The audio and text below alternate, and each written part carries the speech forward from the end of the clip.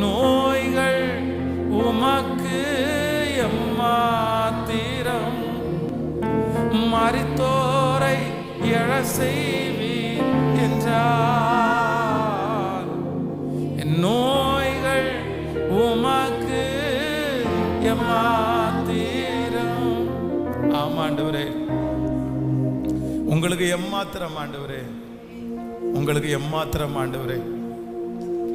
இந்த மலையை பார்த்து பெயர்ந்து சமுத்திரத்தின் ஆழத்துல தள்ளப்படு அப்படின்னு சொல்லும் போது கேட்கும், மலைகளையே பெயர்ப்பீரே என்றால் எங்களுடைய தடைகள் எல்லாம் உமக்கு எம்மாத்திரம் ஆண்டவரே.